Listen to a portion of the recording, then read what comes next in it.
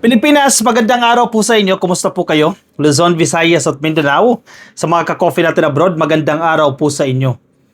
Nasa attack mode na ngayon ang administrasyon ni PBBM. Sorry for the term, no? Attack mode.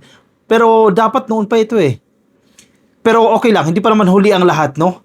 Kailangan na pong balikan, kailangan na pong birahin, kailangan ng kasuhan itong mga naninira sa gobyerno. Walang tigil sa gobyerno. Panay pakalat ng fake news para sirain ang First Family, para sirain si PBBM, sirain ang gobyerno, sirain ang administrasyon sa pamamagitan po ng pagpapakalat ng mga peke na mga balita o fake news. Mga dilis ang may kagagawan ng mga to. Karamihan dyan sa kanila mga dilis. Pero tama na ang kabait-baita. Sobra-sobrang bait, no? Masyado kasing mabait ang presidente eh. Buti ngayon may gano'n, no? May realization. Kasuhan natin yung dapat kasuhan para napakabilis magpakalat ng fake news, mga dilis eh. Diba? Nang isang araw lang pinakalat nila may stage 4 cancer ang presidente. Ang lakas-lakas ang presidente may stage 4 cancer. Diba? Nung isang araw meron din, magkakaroon daw po ng lockdown, parang COVID style. Nagkaroon ng lockdown dahil sa mahal na supply ng gasolina. Yun pala, fake news. Yari kayo ngayon. Dahil tulad ng sinasabi ko sa inyo, nasa attack mode na. Kailangan medyo maging offensive na tayo ngayon. At papanagutin ang dapat panagutin. Itong pilit na sumisira sa bansa natin. Actually, mahirap na nga yung bansa natin. Lalong humihirap dahil sa mga excited agawin ng pwesto kay PBBM.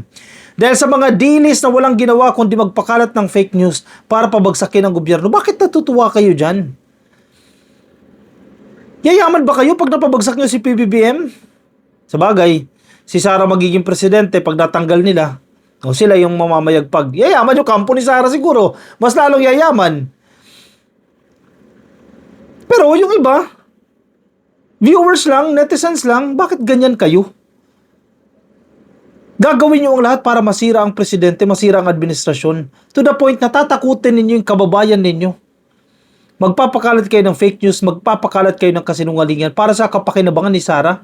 Tanungin nyo sarili nyo, worth it ba?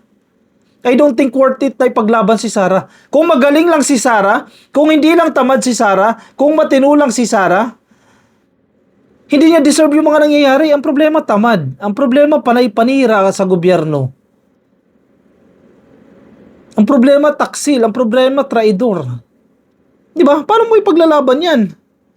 Anyway, kailangan na pong gawin. Kasuhan ng mga kasuhan. Dapat kasuhan. Marami-rami na po yan sila sa mga nagpapakalat ng fake news. And good thing itong ginawa ng Presidential Communications Office o ng PCO. Una pa lang ito ha. PCO 6 DOJ charges versus fake news peddlers amid energy issues. Nasa krisis na nga. Sabi niyo may krisis na. Tapos, tatakutin niyo pa ang taong bayan. Pagpapakalat pa kayo ng kasinungalingan, nasa krisis na nga tayo. Tamang pag-iisip ba yan? Pagkasuhan, magsusorry. Tama ba yun? Hindi sinasadya. Utos lang sa akin yan. Ganun na lang ang katwiran. The Presidential Communications Office or PCO, ngayong araw po mismo, asked the Department of Justice to initiate the filing of charges against individuals behind the social media page that allegedly spread false information amid current energy challenges. Itong Malasakit News Pilipinas. Ewan ko kung nakita nyo naka-coffee itong Malasakit News Pilipinas. Ako hindi ko pa ito nakita, no? Pero chinek ko, wala na, hindi na nag-exist itong Malasakit News Pilipinas. Itong mga aktibidades kasi nitong Malasakit News Pilipinas, panay post po ng fake news para mag-panic po at ma-confuse ang taong bayan. It undermine public safety and welfare. Public welfare and safety. Sabi po ng PCO sa kanilang mga post. We are asking the DOJ to investigate at least 3 fake news posts. Fake news post. Determine the persons who fabricated them and bring them to court on behalf of the Filipino people to answer for the harm they have caused the public, sabi po ni Secretary Gomez. Alam mo kung bakit? Anong ginawa ng mga tao na ito? Mapagsamantala itong mga tao na ito. Hindi lang para sirain ang gobyerno, kundi takutin pa ang taong bayan, magalit ang taong bayan sa gobyerno, magalit kay PBBM, hoping na magkakaroon na naman sila ng rally dyan sa EDSA para mapatalsik ang presidente. Hindi lang yan ha, pinapakalat nila na magkakaroon daw po ng energy lockdown. Maging yung kapitbahay ninyo, baka yung nanay ninyo o tatay ninyo nagtanong sa inyo kung totoo ba to na magkakaroon ng energy lockdown. Kasi maraming ang maraming ang napaniwala nitong fake news na to. At karamihan mga dilis pa na share pa. Kasi mahina daw po si Marcos, magkakaroon daw po ng energy lockdown dahil pinapabayaan ng gobyerno, pinapabayaan ni PBBM. Yan ang kanilang pinapakalat.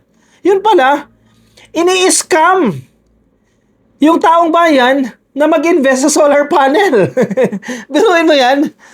Oh, mataas na masyado ang presyo ng petroleum products.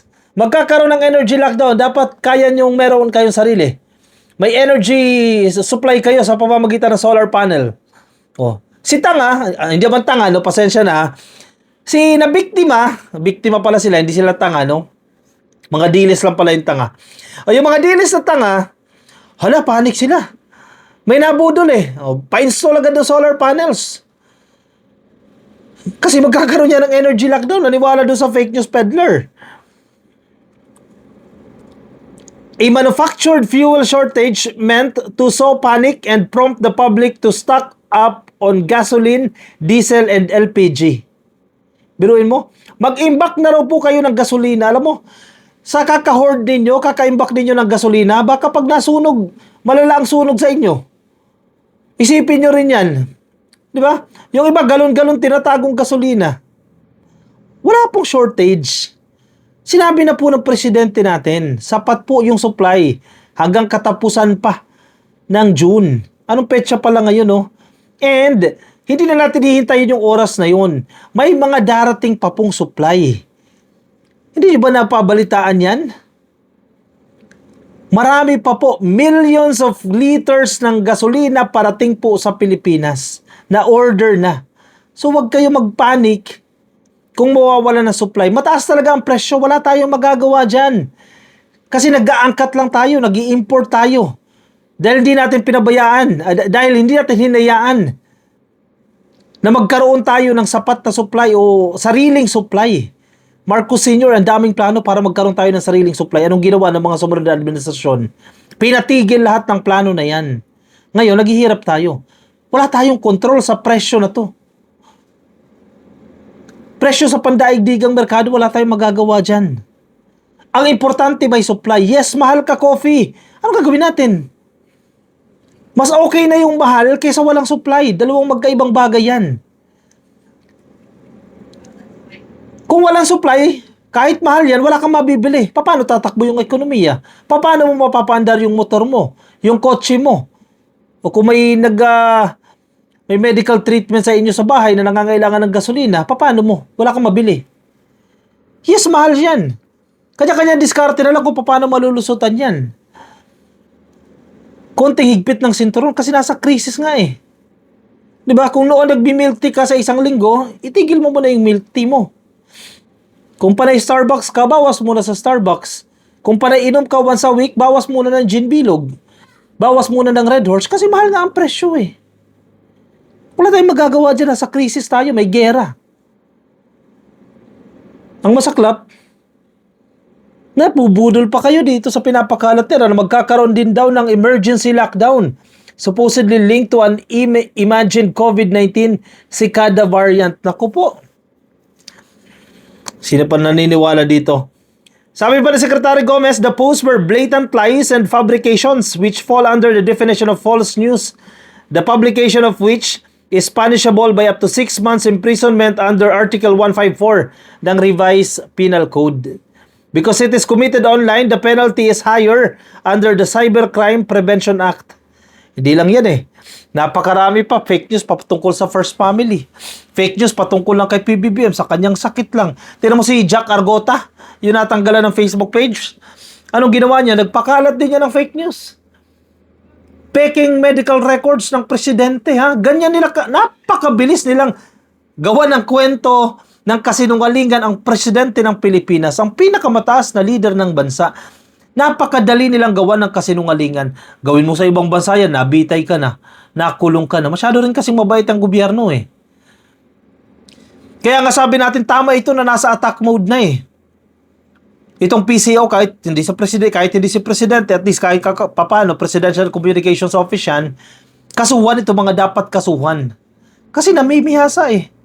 Yan sila Rowena Guanzon, iba pa mga pagpakalat ng fake news, sila Malutikia, yung mga diles vloggers, namamayagpag yung mga yan, sige lang, panay pakalat ng fake news eh. Kasi hindi nakakatikim eh.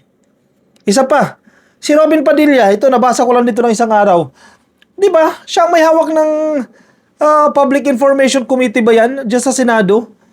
Supposedly, mag-iimbestiga dyan sa fake news na yan. Bakit hindi niya imbestigahan yung mga dilis na vloggers, mga dilis trolls na nagpapakalat ng peke patungkol dito? Sige, wag na natin pag-usapan yung kalusugan ng presidente dahil alam naman natin na DDS siya si Robin Padilla. Dito na lang, sa mga fake na post patungkol sa energy lockdown. Bakit hindi imbestigahan ni Robin Padilla yan? Anong ginagawa ni Robin Padilla dyan? Nagka-coffee, naka-break yung Senado. Kahit pa, bakit yung ibang senador? Bakit si Rapi Tulfo? Nagtatrabaho kahit naka-break ang Senado. Walang sesyon. Kung talagang interested siya na malaman ang punot dulo nito. Kasi committee niya yan eh. Di ba? Anong ginagawa niya? Pagtanggol ng pagtanggol kay Digong. Pagtanggol ng pagtanggol kay Sara Duterte. Wala. Dalawin mo, nagkakaroon ng chaos dahil sa mga fake news na ito. Gomez said the posts were flagged by the PCO Anti-Fake News Desk, noting that the results of the probe will be submitted to the DOJ for further investigation. Sabi pa po ni Secretary Gomez, any attempt to mislead the public about energy security, supply or pricing, to sow confusion will be treated as a serious offense. We will not let you get away with a crime. We will go after you and hold you to account. Sabi po ni Gomez, tama lang. Para matigil na yan, makakapal na mukha na itong mga to. Our ultimate obligation is to safeguard the stability of energy supply, protect consumers, and uphold the public's rights to true and accurate information. Mga dilis, kabahan na kayo. Sana, sunod-sunod rin na ng PCO, kasuhan niya mga dapat kasuhan, di ba? Para matigil na yung mga yan. Namimihasa yung mga yan. Komento po ang inyong opinion. I-message nyo na rin ng PCO pag may nakita kayo mga fake news, no? Kasi nag-iimbestiga pala sila. Meron silang anti-fake news desk ang Presidential Communications Office. So kung may makita kayong fake news, idiretso nyo na po sa PCO. I-message nyo sila para makasuhan din yan. Na-imbestigahan yung mga yan. Tama na yung pamamayagpag nitong mga dilis na to na nagpapakalat ng kasinungalingan. Ang inyong opinion, ilagay po dyan sa comment section para mabasa po ng iba natin mga ka-coffee. Invite ko na rin po kayo, mag-follow po kayo sa aking Facebook page. Of course, ka-coffee, click lang po yung follow. If you're watching this video sa YouTube, please click subscribe. If you're in TikTok, subscribe na rin po kayo. Bukas, Miyerkules, alam nyo na, Salamat PBBM Podcast, alas 6 po ng hapon. Kasama natin si Palerista TV, si Yayam Dizon, of course, as backstage, si 31 Million Movement at si Mark Ian Everyday. Salamat PBBM Podcast. See you tomorrow, ka-coffee. Bye-bye.